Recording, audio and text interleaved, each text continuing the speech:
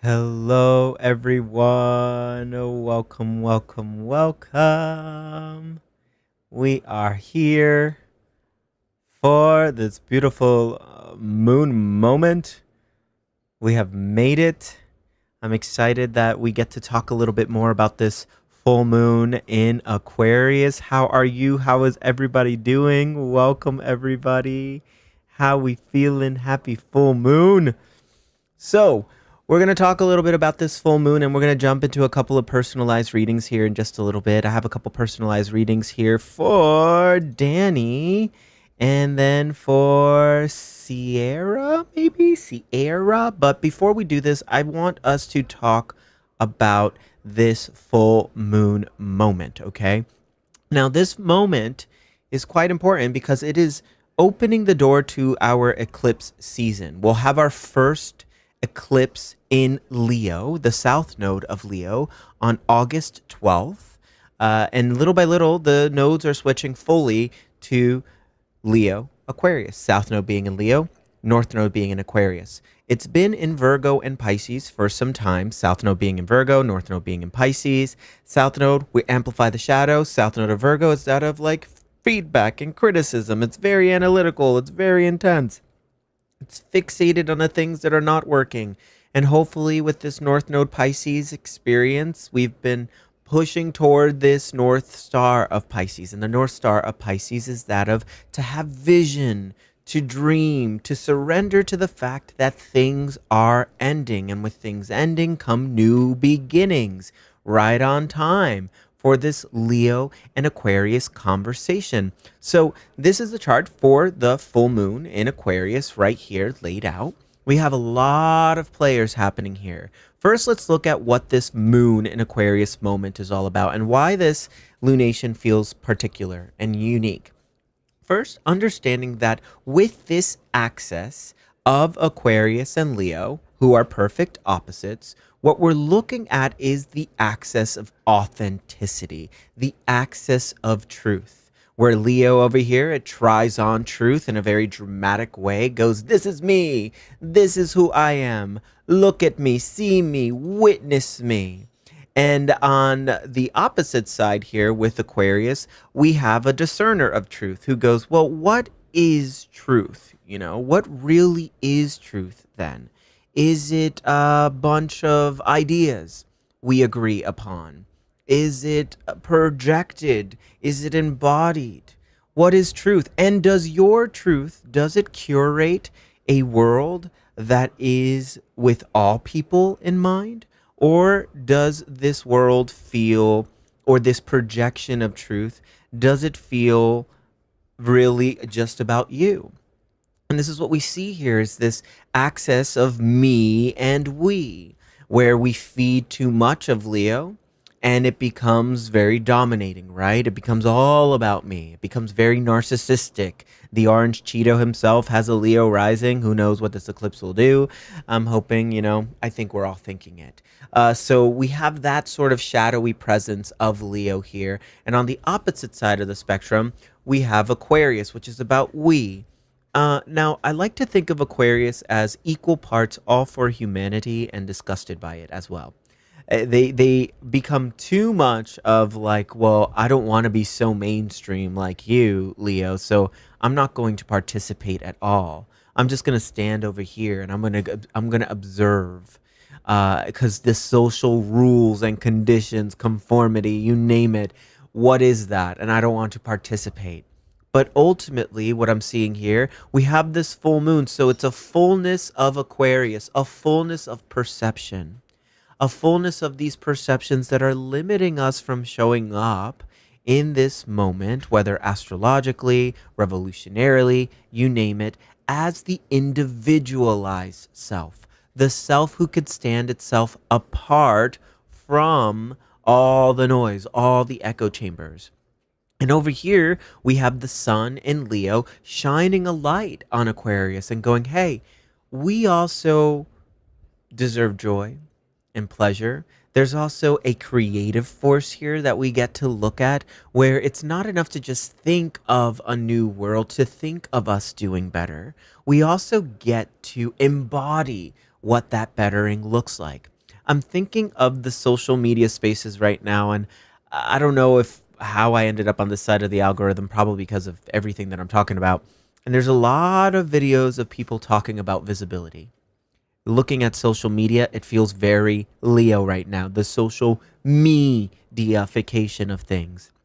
And how it's amazing and wonderful that we have these spaces where we can really be on the world stage, project our truth, declare our truth, and in that we get real time information and validation about where we are in alignment with that truth. Now, it becomes out of whack where we're just dependent on that information, the validation or the lack of validation, as being the determining factor as to where, if we're valuable enough, if our truth is felt. And that is where Aquarius comes in. That will you or would you tell your truth, whatever your truth is, even if nobody applauded? Would you still stand up, embody, and speak your individuality, even if somebody were to say, oh, well, that's weird. That looks different. I don't like that.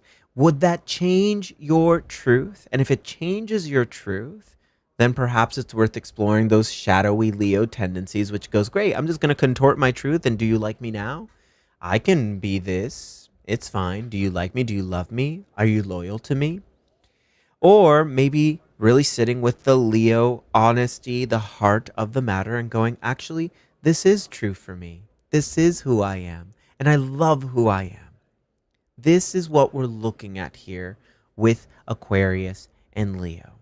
Who are you? Why are you? And does the you that's rising to the surface, or perhaps the you that is maturing, can you carry that projection of self with the Aquarian discernment while also the warmth and the heart of Leo? What we're bringing truth, how we're excavating truth right now really matters.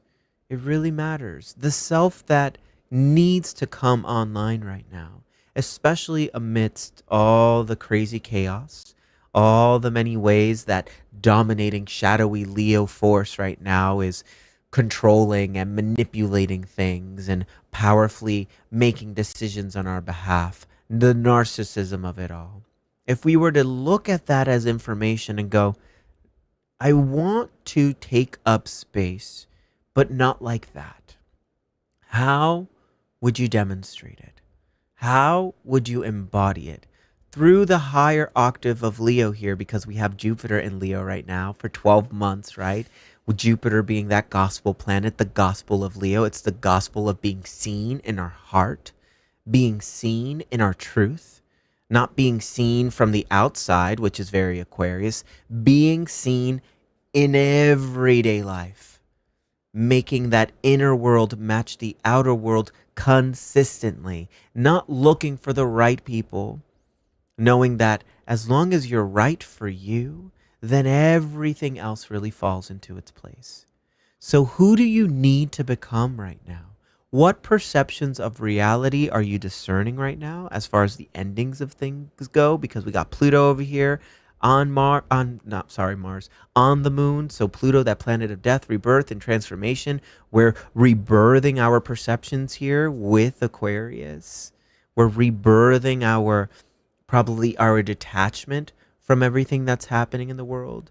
And if we were to revolutionize the collectivism of it all, if we were to revolutionize the self that we need to become to meet the change that we want to see in this world, how do we playfully engage that beautiful, loving heart that is the Leo inside of all of us, presented in ways that is felt in the moment, the connective tissue of it all? Because it's one thing to immerse ourselves with knowledge. It's very Aquarian, fixed air, fixed intellect. But who are we becoming through that knowledge? Very Leo. It is not until we engage with this knowledge and this wisdom and the evolving self in real time, using our questions to inspire others in a very Leo loving way. That is a self-worth exploring here with this full moon. Okay. So for this full moon, we're looking at, where does Leo live in your chart? Absolutely. We're looking at, where does Aquarius live in your chart as well? Everybody has these energies in their charts somewhere. If you don't have any planets in Leo or Aquarius, well, what cusp is that Aquarius house on? So over here, you see there's an Aquarius house in this chart, which is presented for Phoenix, Arizona. Aquarius lives on the cusp of the fifth house. Cusp of the fifth house, the beginning phases, but 6 degrees of Aquarius here lives in the sixth house, right? So look at where this moon is transiting. What house is this moon transiting?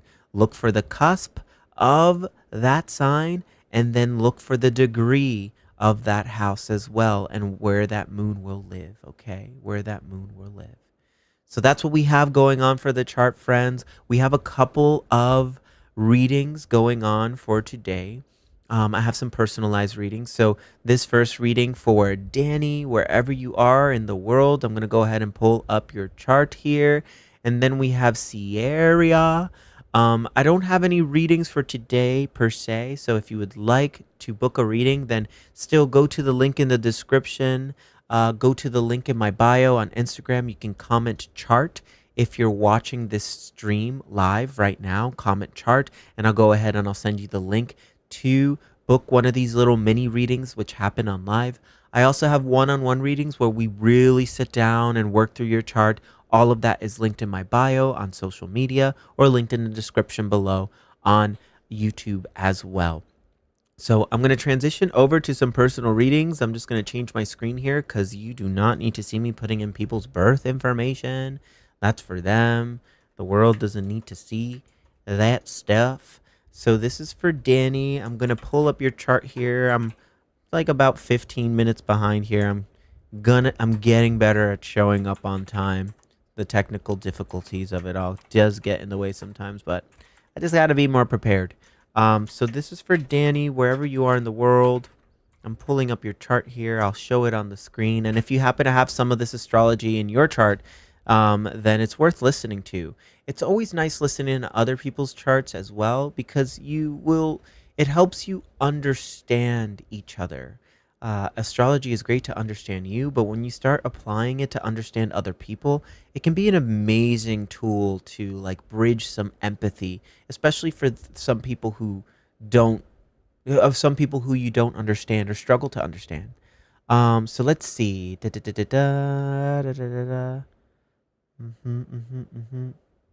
Okay, great. Great. So, Donnie, this is for you, dear. Just overall, really thinking of something here. What's standing out to me right off the jump, as an evolutionary astrologer, I'm always looking at your nodes. I'm always looking at the nodes here. I'm looking at the north node, and I'm looking at the south node as an evolutionary astrologer. So in this, I think it's worth really looking at, how can you, or how do you reclaim your power? I'm looking at north node. It's here in Scorpio. I'm looking at your south node in Taurus. When we look at south node, we're amplifying the shadow of Taurus. And the shadow of Taurus is getting too comfortable in the material, getting too comfortable in the predictable, in the all day, every day. Now, mind you, there's a time and place for that sort of comfort. We need it. It's nice to relax. It's nice to just dissolve and to just be like, all is well. That is the medicine of Taurus. It's inherently simple by design. It's the medicine of, if I'm tired, I sleep. If I'm hungry, I eat. If I need a hug, I ask for it. If I want to treat myself, I treat myself. In the material, how we indulge in the material is how we indulge in ourselves here. But with South Node in Taurus, there's this energy of, we're probably settling in the material sense for life that is just, it might feel safe, which is great, but it might not feel as alive, right? It might not feel as alive, especially in regards to sixth house of service, right? The houses are the arena, the set design through which these astrological placements play out their scene. And with the sixth house, we're looking at service, we're looking at daily routines, chores, the unglamorous bits to life that make us up. And on one side of the spectrum, sure, we have Mars here, the planet of how you prove yourself to yourself in Taurus. We might be really involved in the gym. We might like to work out. Working on our body feels good. And perhaps there's a lot of focus in working on our body and how we equate the body and the image of the body as this like, great, if I feel comfortable in my body, if I feel comfortable in my skin, then I feel comfortable in this world. I'm going to hit the gym, maybe pump a few reps, maybe I'll go do yoga and blah, blah, blah, blah, blah. And there's a part of Taurus and Mars where that's necessary. But I would say maybe with South Node Taurus, thinking how that is probably a comfort zone. That's probably a comfort zone, to which the not so comfort zone here is where your North Node lives, over here in Scorpio, in the 12th house. The 12th house of the unseen. The 12th house of what exists beyond the physical realm. It is the 12th house of the dream, the 12th house of the subconscious. It's a realm of death and grief, but also that of surrender. It is also the house where our spirit guides, our ancestors speak to us. Astral projection lives here. What is it? What is that thing? There's only so much material reality can give to us. There's also something else here that spiritual reality can provide to us. And we have a very witchy, occult, psychic sign, which is all about getting to the radical truth with such precision, with such clarity. And it's a very tough pill for some folks to swallow, right? In this 12th house, there is a truth here worth exploring about life. You might feel like life is good on the surface, but what about the deeper spiritual meaning of life here? What about risk? What's your relationship with risk? And Scorpio, with this Taurus South Node placement, we probably fear a little bit of the unknown. Danny, I see you. This is your reading, love. Also, if you book a reading, these replays are posted on my channel. You can go back and you can listen to them at your own leisure. You'll get the replay recording in an email after you book the reading. So you can go back and listen to what I'm talking about here. This is your reading, though, Danny. Thank you for saying you're here. So there is this feeling of, okay, there's something I have to deeply excavate here. Excavate in the spiritual sense, right? There is more to life than just the physical reality of things. Now, it's one thing to have an appreciation for that physical reality. We need the physical. We need the 3D. The goal here isn't to just go into the 12th house and that's it. I want to get out of the physical body and just be in the spiritual realm forever and ever. It's more so about, I hesitate to use this word because I think it's so overused, especially in the spiritual spaces. But it's the only word I can think of when I think of North Node Scorpio here, and that's shamanism, right?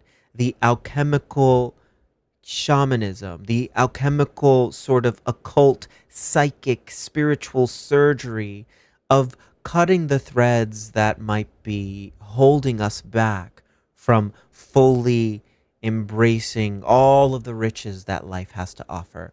Because something in this South Node Taurus, I would say we probably live a humble life. It's a good life, but good doesn't equal great.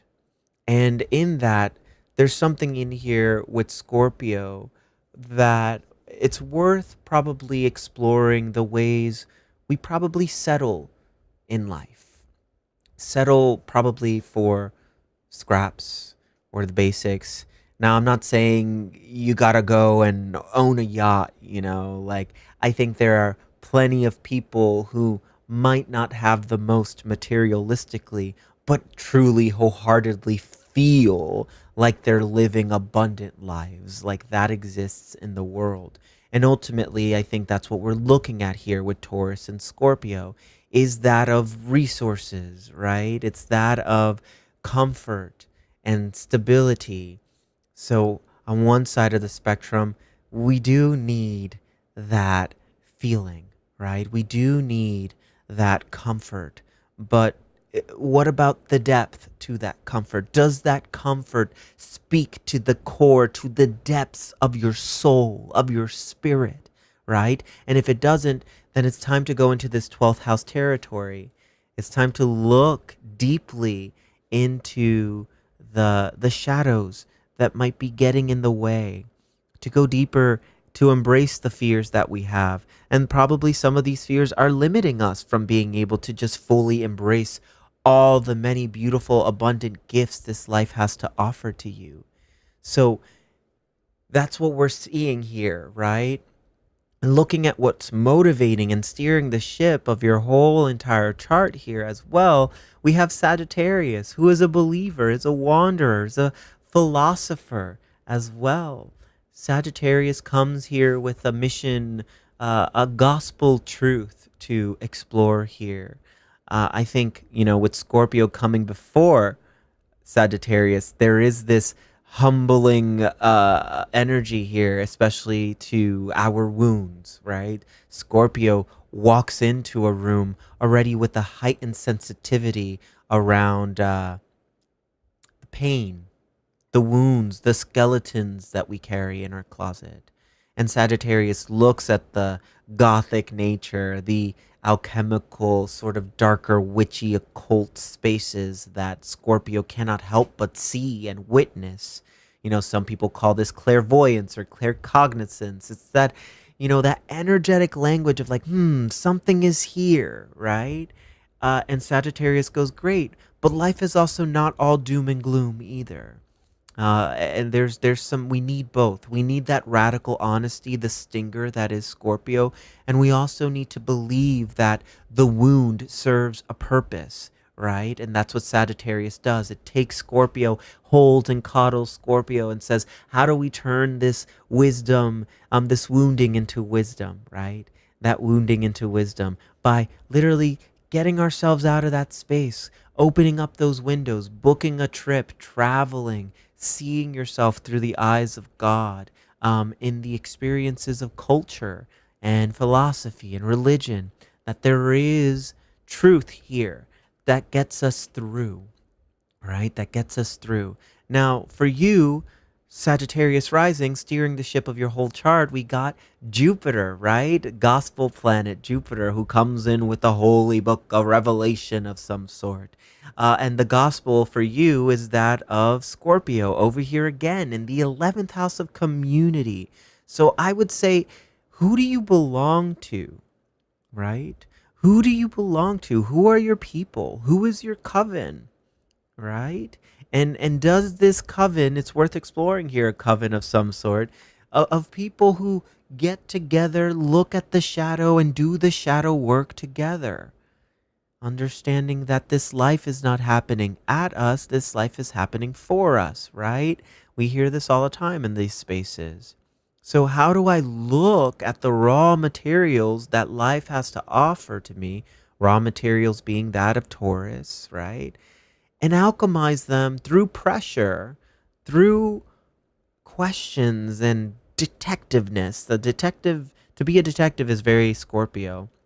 Through pressure with a group container, turn it into a diamond, turning this lump of coal into a diamond of some sorts. So that's what we're looking at here, and that's what I see in your chart. I see you as someone who really needs other people. But it's one thing to need others very practically. Like, I do this to me, I do this for you, you do this for me. But who are these people who speak to your core? Who speak to, who are these people who you get together? We look at it all and we feel like a sense of power. Coventry is the only thing I can reach for right now. But when you think of community, who are those people? Who are those people, you know? And I think it's important for you to explore that. All right. All right. So that's what I have for you, Danny. Thank you so much for booking a reading with me. I appreciate you and your trust in advance. Thank you. I do have a reading here for Sierra. Sierra, if you are in the room here, let me know and I will do your reading a little earlier, which would be great. You're booked right now for 5:15, which I have no problem sticking around and shooting the shit. I have no problem gabbing, clearly. But Sierra, if you are in the world, if you are in the space, just let me know you're here and I can go ahead and do your reading. But questions, comments, concerns, while we wait for that response, let's keep these conversations going. Anybody have questions astrologically, spiritually, whatever? We can go ahead and unpack some of this together here. Um, so if you have anything you'd like to offer to the space, let me know. If you have anything about your chart in particular, I'll try my best to answer it simply. Trust that if I'm answering it simply, it's mostly because I don't know the rest of your chart. I got to see the rest of your chart and see how these other components play along with each other. So if you want a reading, of course, comment chart. You can book a reading for the future. You can book a one-on-one reading from me if you check out the description below, or you can also check out the link in my bio as well. Either or. But I'll wait here to see if anybody has questions before moving onward to Sierra. It looks like we're probably going to have to wait about a half an hour or so. So unless Sierra says I'm here. So yeah, this will be a good time to just answer some questions. I'm open. I'm available. We can talk about it. If you have a question about the full moon in Sagittarius, I'm happy to answer those questions as well.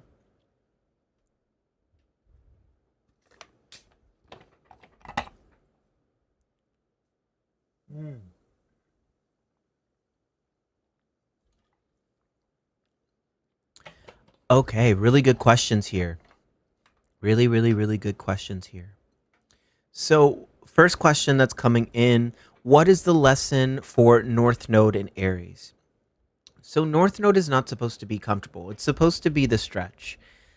Every time we're looking at North and South Node, we're looking at two archetypes who want similar things in different ways, right? Whereas Libra, who is Aries' perfect opposite, Aries is that energy of me.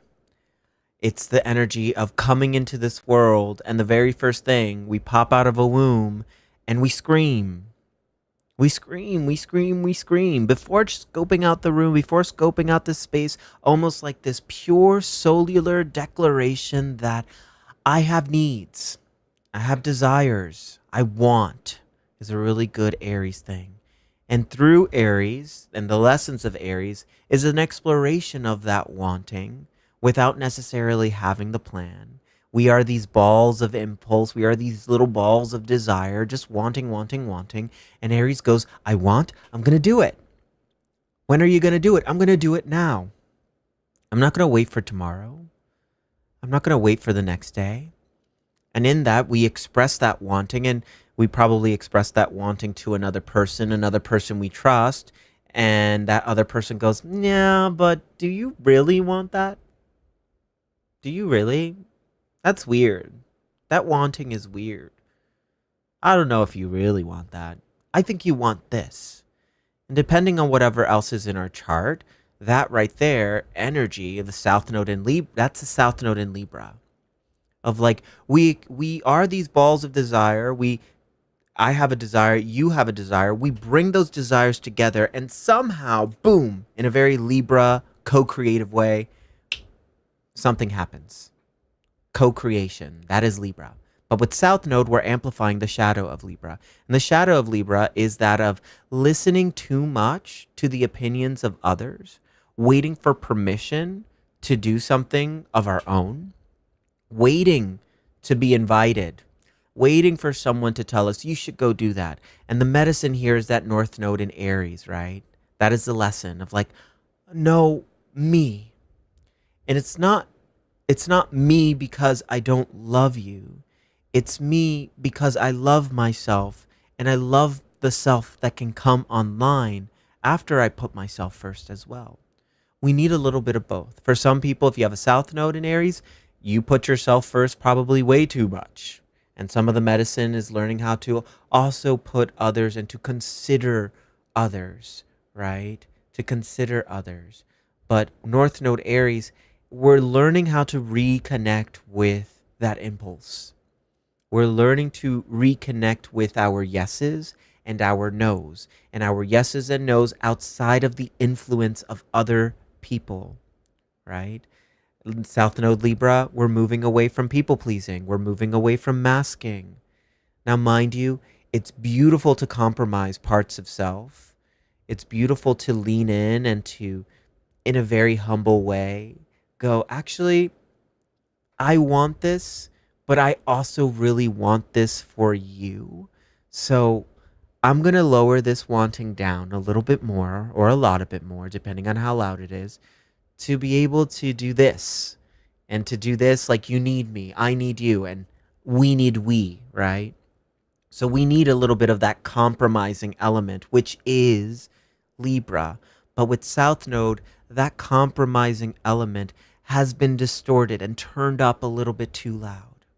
So we get to now open ourselves up in a different way, extending that invitation to ourselves, going to the movies on our own, doing the things that we've always wanted to do on our own, instead of waiting for the permission, waiting for the validation or the likability of other people, liking ourselves, hell, loving ourselves even more.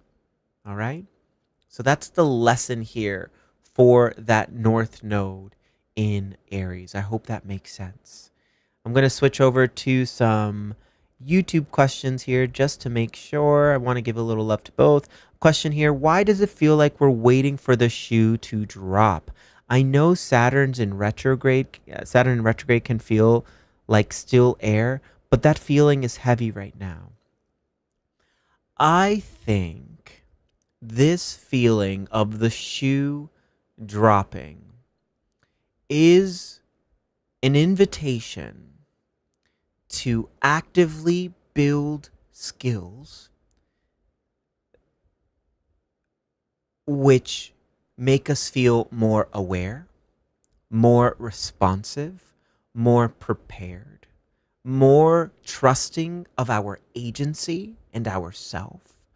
Because what is breaking free here, and what Saturn and Neptune is really breaking free here in Aries right now, is this illusion that someone is going to come and save us.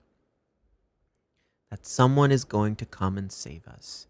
I was listening to something where there was a Buddhist talking about, some of the philosophies of Buddha. And you can probably find this in Christianity, these ascended masters, right? Where the second coming, whatever the second coming is not Jesus or Buddha or Muhammad or some singular prophet. It's not, the Martin Luther Kings or the this or the that. This one person coming down, and with their influence, we stand behind them, and boom, a movement is made. The second coming of Christ or Buddha is that of all of us recognizing that it's us. It's in us. So this waiting for the shoe to drop is really a resistance around your arrival. This feeling as though something is changing and waiting for the singular thing to change so that when we can go, oh my God, okay, I feel better. And looking at what is this feeling, how is this feeling motivating change inside of me? And using everything I've explored spiritually, astrologically, and the whole pattern recognition of it all, with my chart, with my skills, how can I look at this wholeheartedly as a roadmap for, okay, this is where I'm at on my wheel. This is what's worth exploring. These are the skills I need to build right now. This is how I can prepare myself to be an agent of change. So this shoe to drop, you get to ask yourself, when the shoe drops, do I feel prepared? And if I do not feel prepared right now, then what can I do in this moment to go about that preparedness? What skills should I build?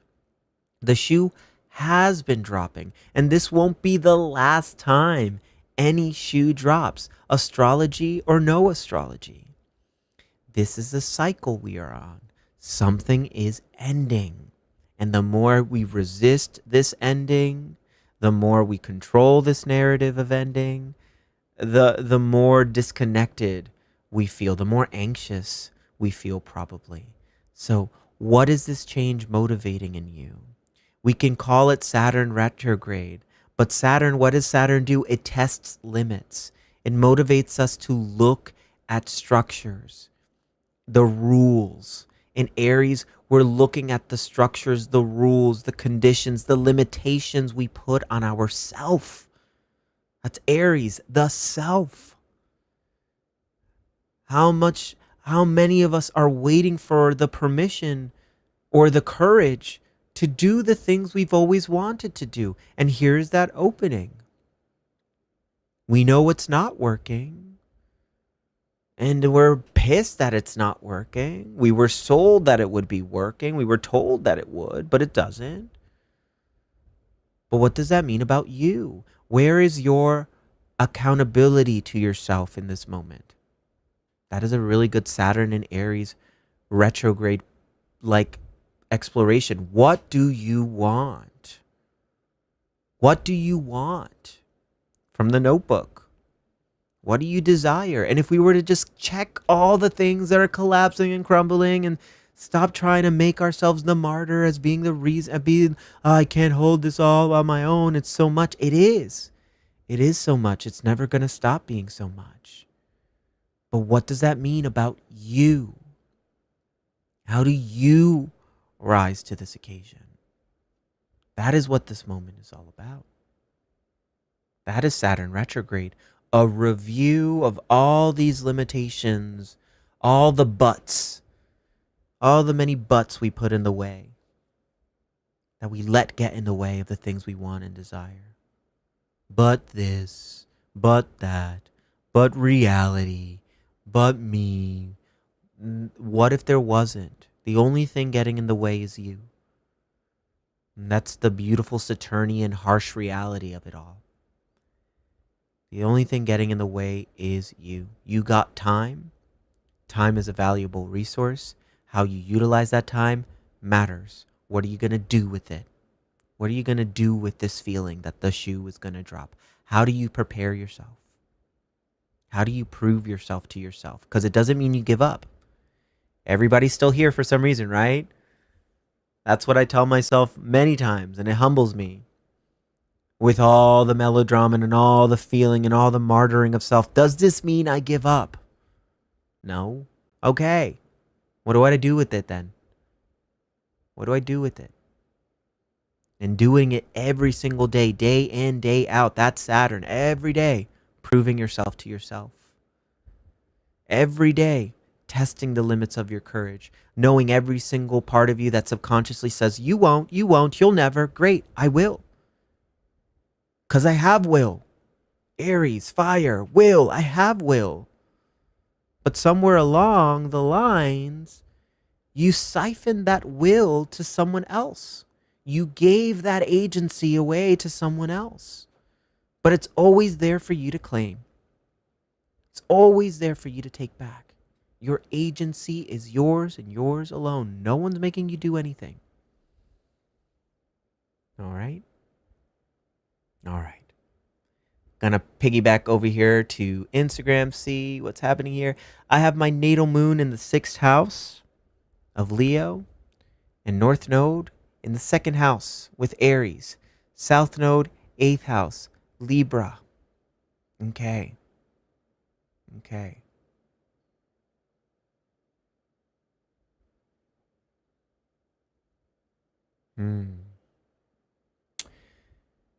So really quick Spark Notes version of this. I can't give you a full reading. You're going to have to book one with me. Moon, source of happiness. It's your emotional body, it's your emotional needs, but when we stop fighting what we emotionally need, you typically find a happier person in this world. What Leo needs as a moon sign is to be witnessed.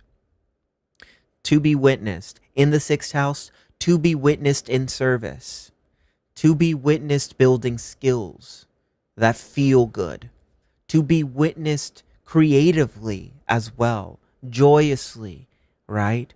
Now that's a little muddy here because South Node, North Node, 2nd house Aries, South Node, 8th house Libra, South Node, Libra.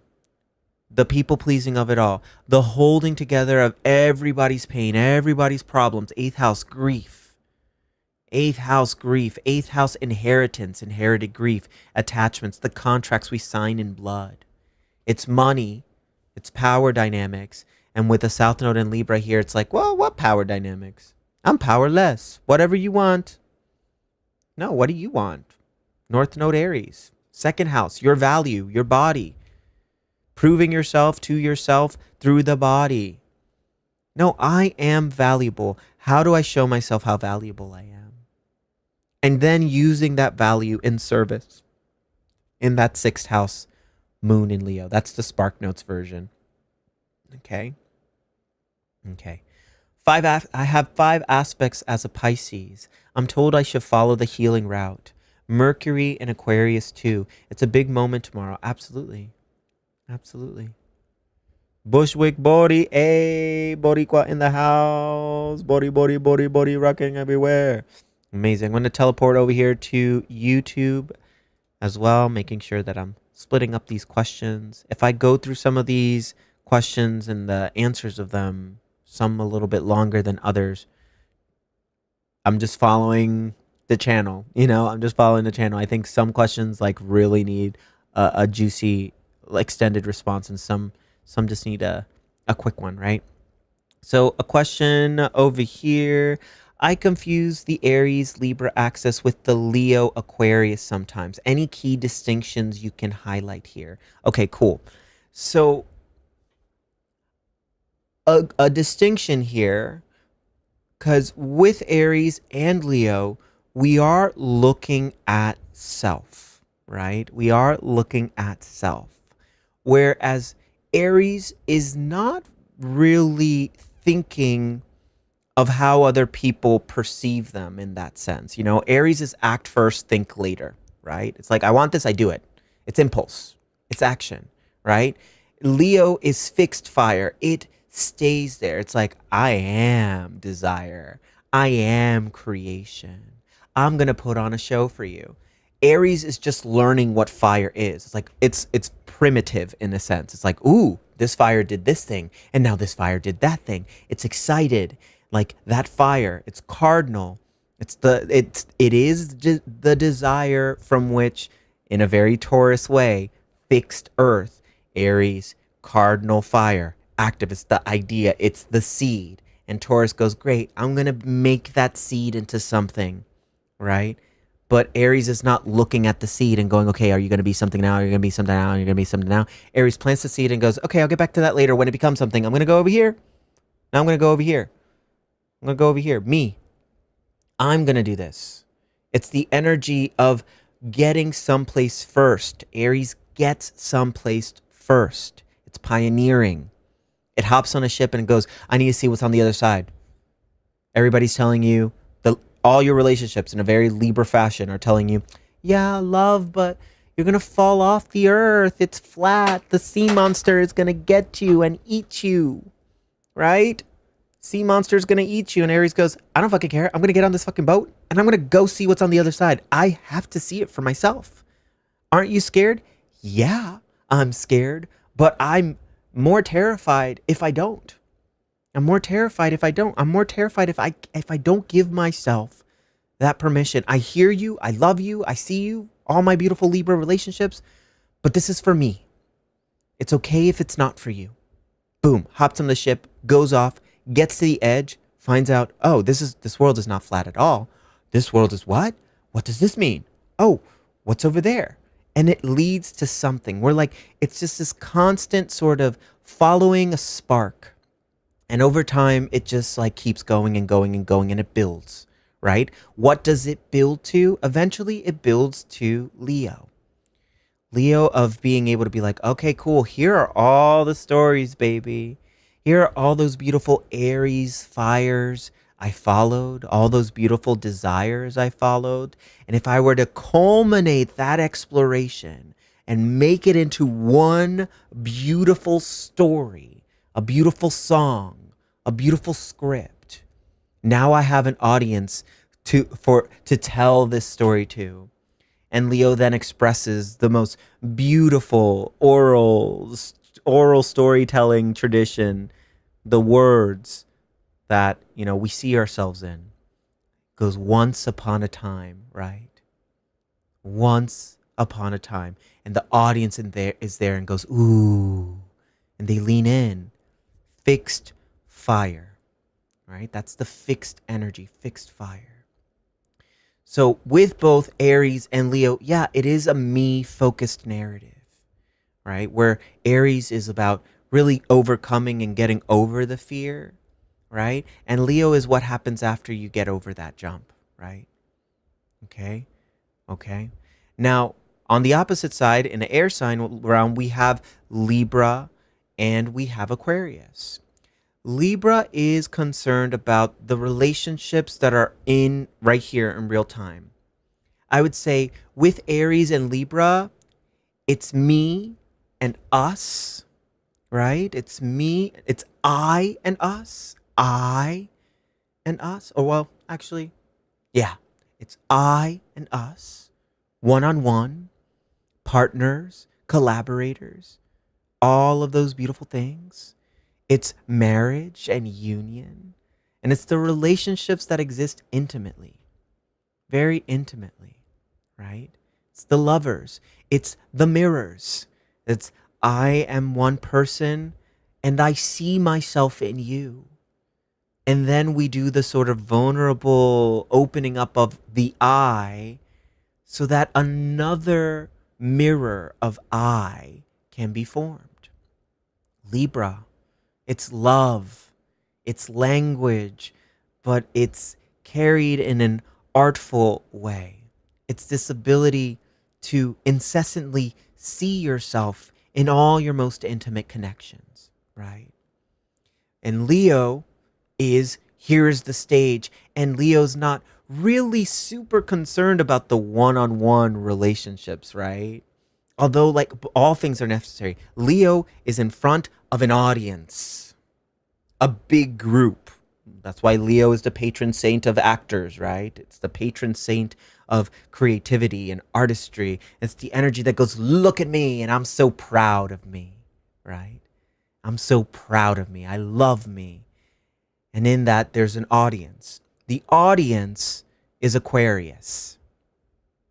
Okay? The audience is Aquarius. It's all the people.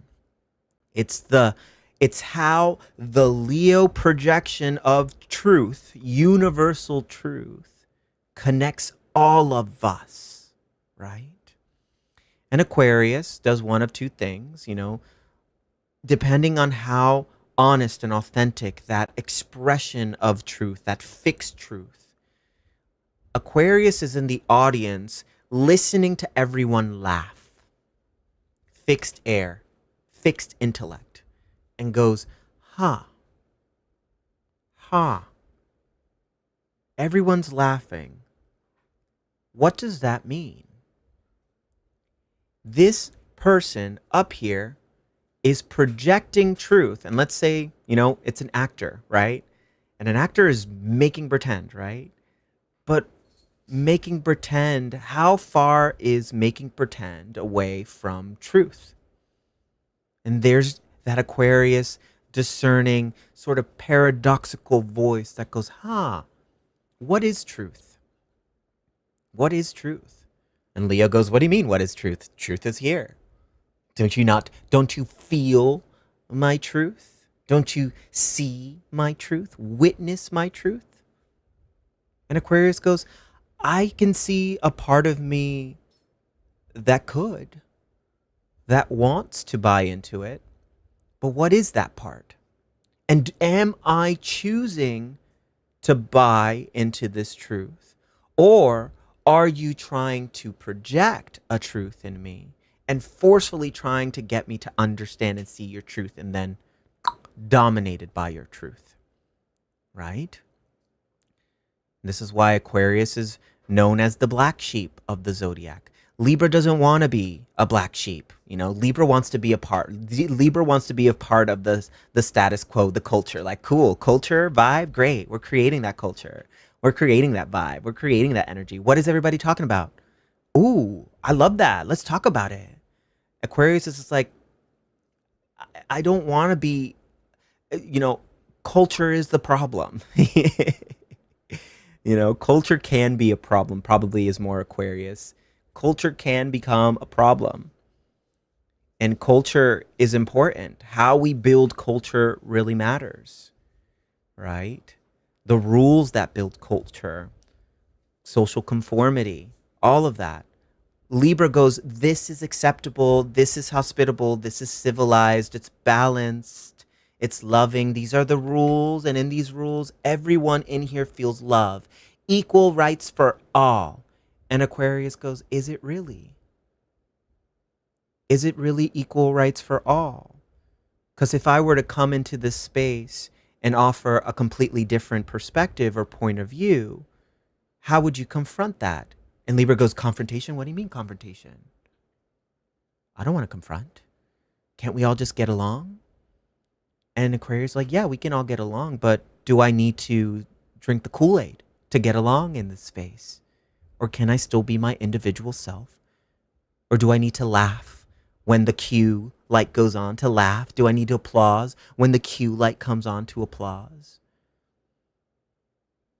Or can I really look at what is influencing me? What influences response or reaction?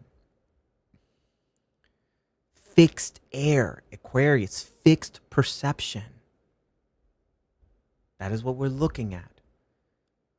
So Aries is that raw will. Leo is will. Fixed is knowing that I can hold will and I can create with it. I can create perceptions. I can create personas. I can create reality with will. I can fake it and I'll make it. Libra is the seeing the mirror. It's taking all of those desires, right, that Aries has and goes, great, let's create something together with it. Let's create something together. How fun. And Aquarius is really looking at what and why we're creating what we're creating together.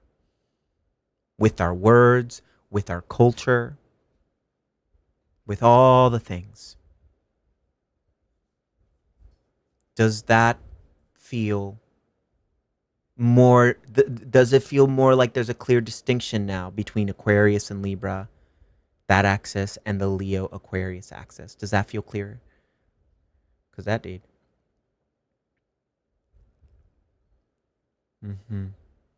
Beautiful. Excited you're here live too, love. Thank you for being here. It's also a very good question. Very, very good question. Another question coming in here. Do you prefer reading a chart in whole sign or Placidus? It depends. If I am reading for a collective, I'll use whole sign houses. If I'm reading one-on-one, I'll use Placidus. I think Placidus works really well for transits, and like specificity with where the transits are hitting, what houses are hitting. But if I'm reading a collective, a group of, like, let's say Aries people or Aquarius peoples or whatever, I can have probably a more general idea of where these transits are hitting your chart. A lot of people, depending on their house cusps and where they're set up, like, you'll hear your rising sign horoscope for, a whole sign house person, and you're just like, I don't really feel this, I don't really feel this. All right. Beautiful, beautiful, beautiful, beautiful questions. When did this start? It started probably about an hour ago. I've been on for about an hour. I'm glad you are all here.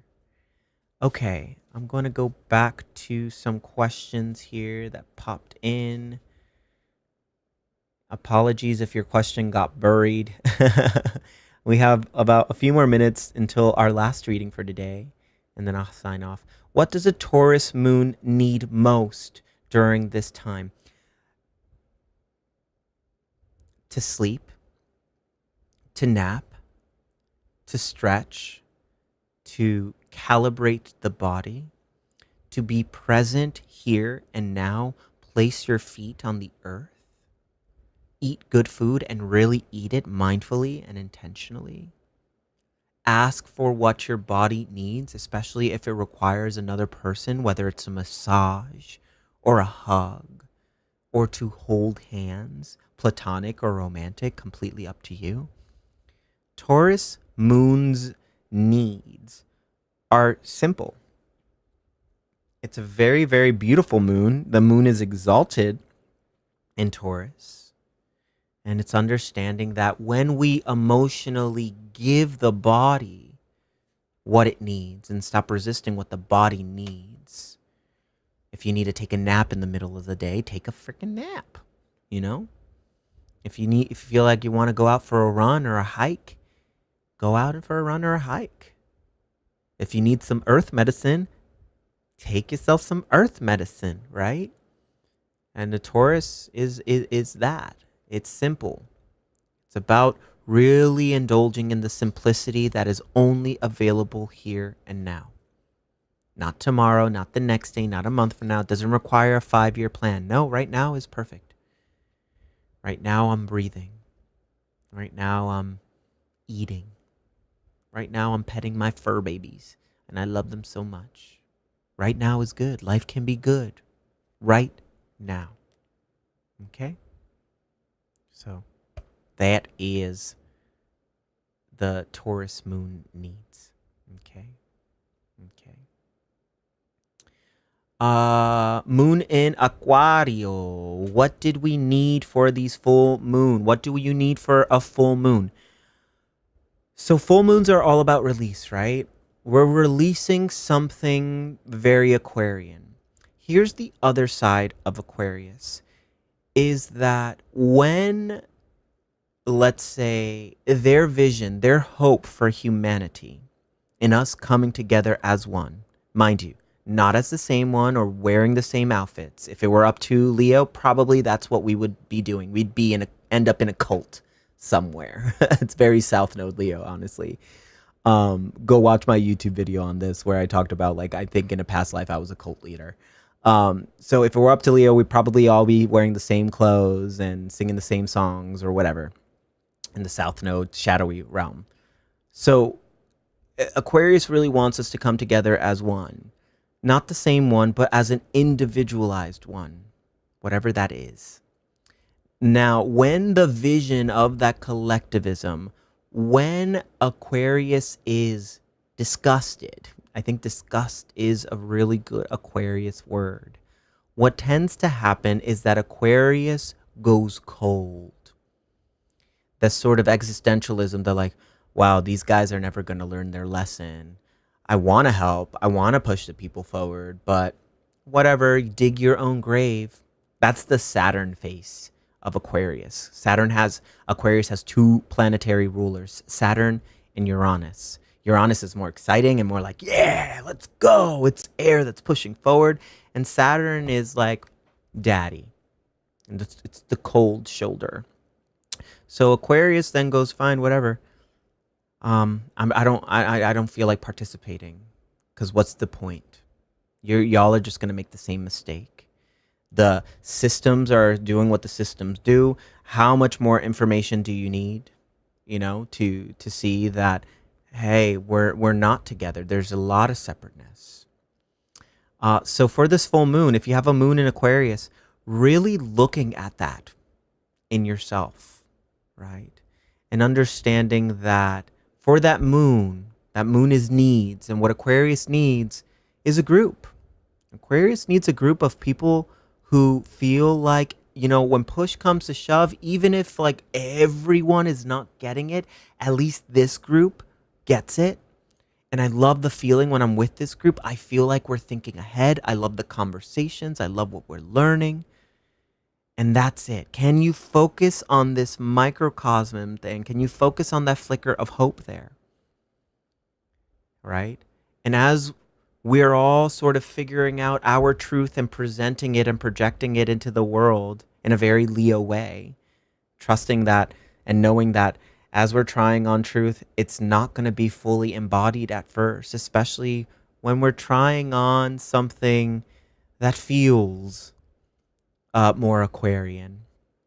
So giving both yourself and other people the grace to meet this change where they're at without trying, without detaching, without going cold, while still carrying the, all right, but I'm still pushing the conversation forward, even if it's at a local level.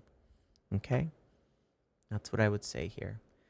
All right, friends. So we got one more personalized reading here for today, and it's for Ciara.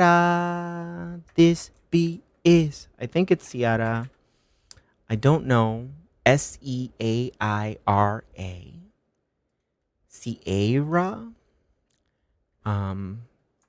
You can correct me if I'm wrong. There is no shame in that. But I'm just going to read this last reading. That was a really great time answering questions, friends. Thank you for being there in that. I appreciate it. This one.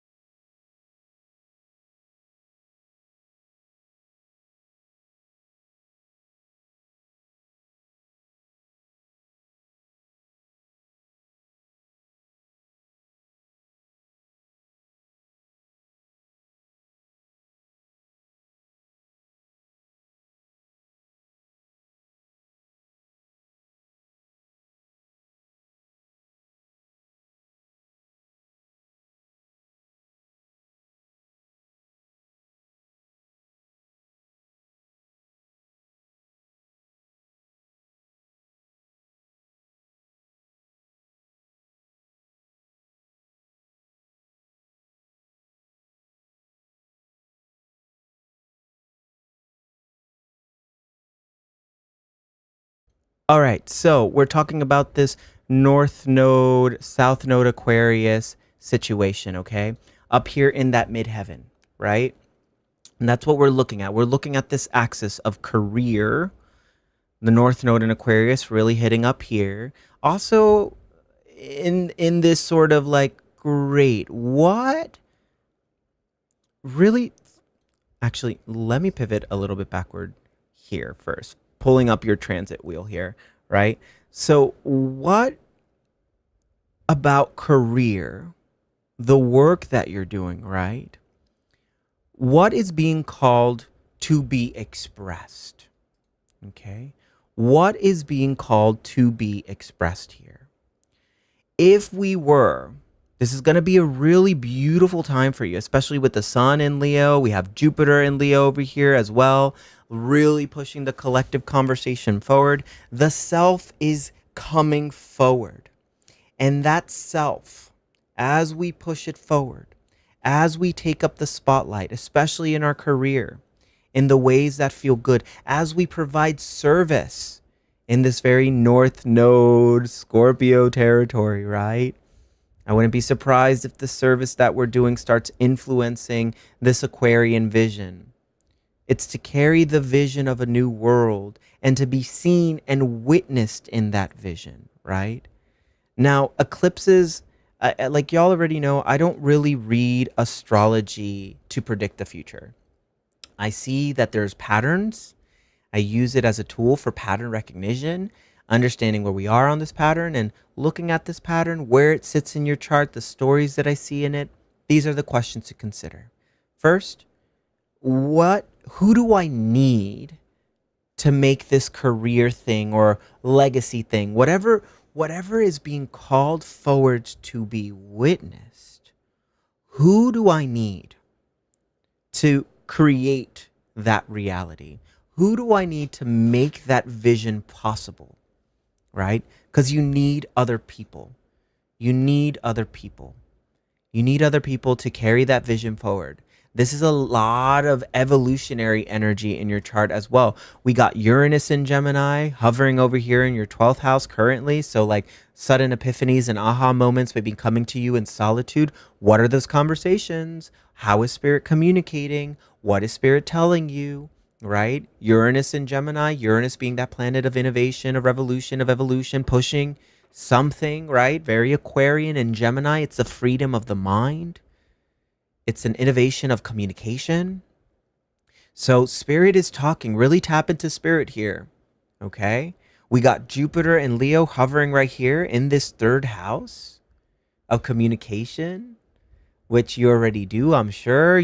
People hear you. You say something and people lean in. You have that charisma. You have that zeal. You already are a communicator, probably with the people who are closest to you. But if you were to take this communication and make it visible on the main stage of life with other people in a very revolutionary, evolutionary way, who is your Avengers team? Who are those people? I think North Node in Aquarius is going to show you that whatever you thought your career life was going to be, whatever you thought it was going to be, is going to change. And it's going to become clearer. I love the idea of North Node Aquarius as well, because Aquarius and the star card in the tarot go hand in hand. This lady, and she's pouring water into the earth, right?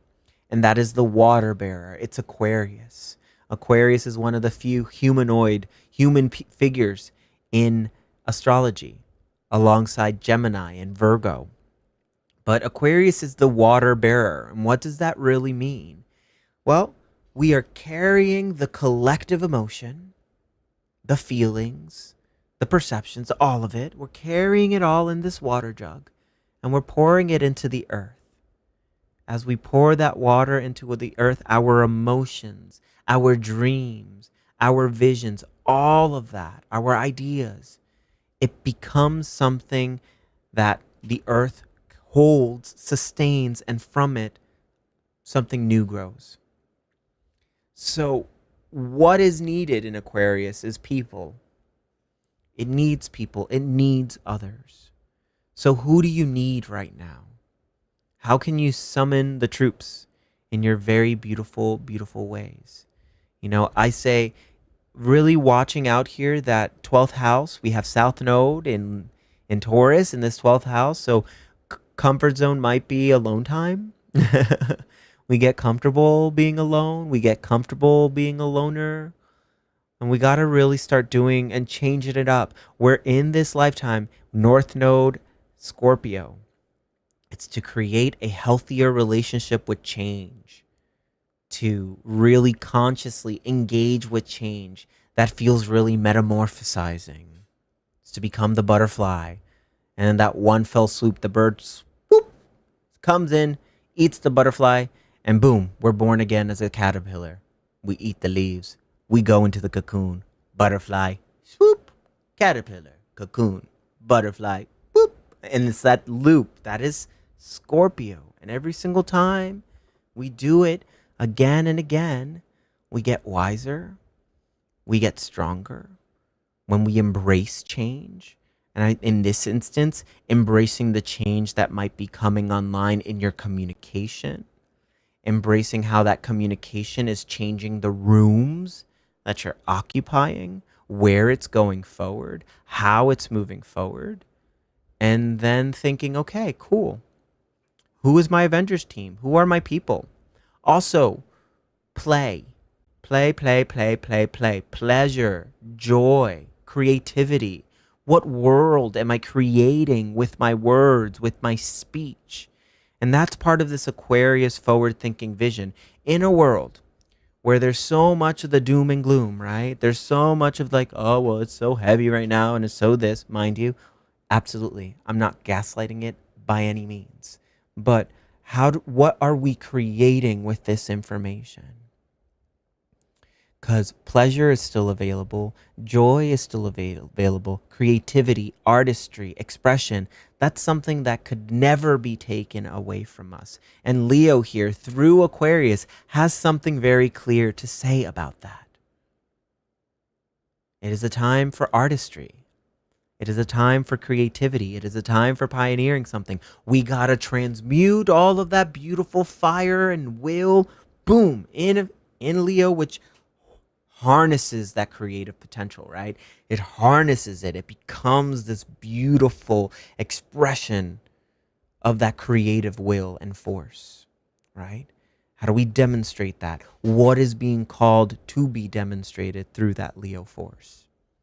North Node Aquarius is going to start showing you an out-of-the-box, quirky sort of, oh, wow, I didn't see it that way.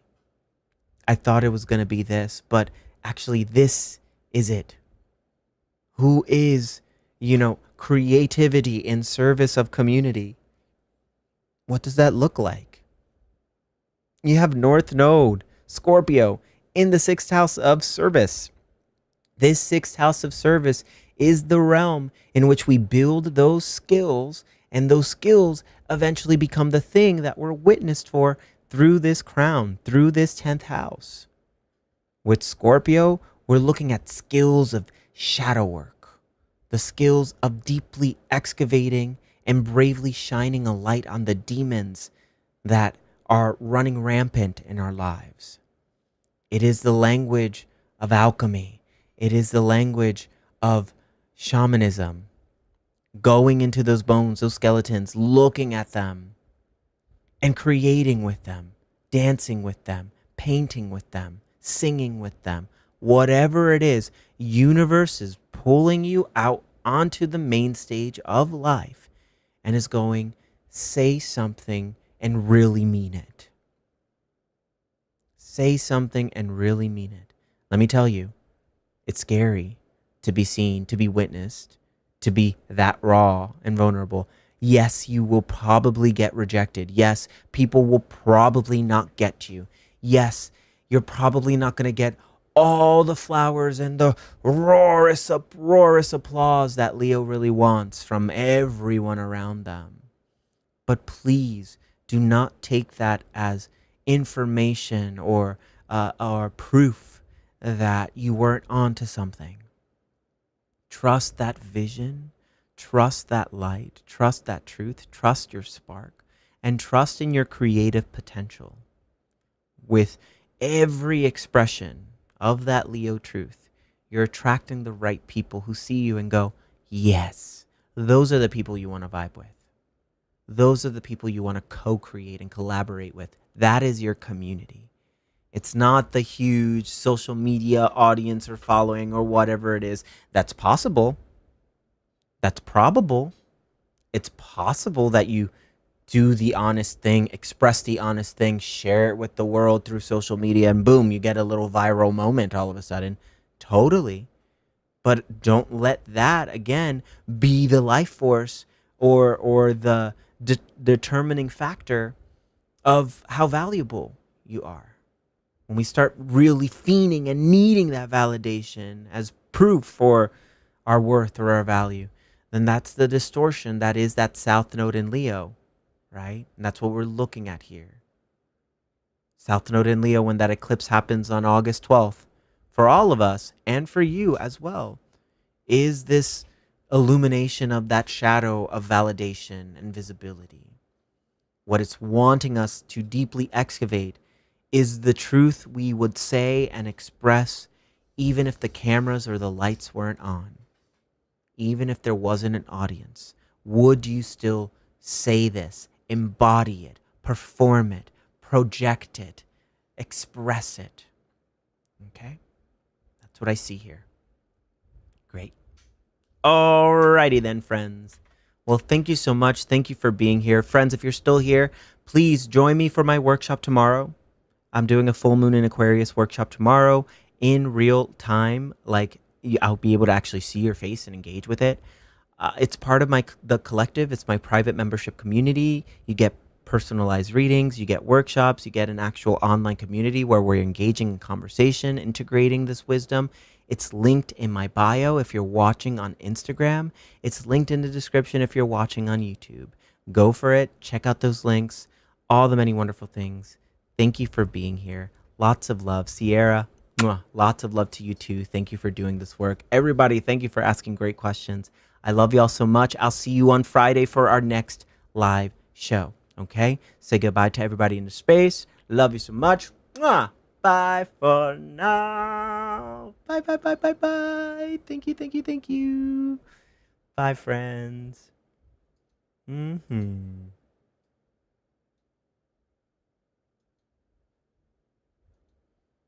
Thank you, everyone. Yay.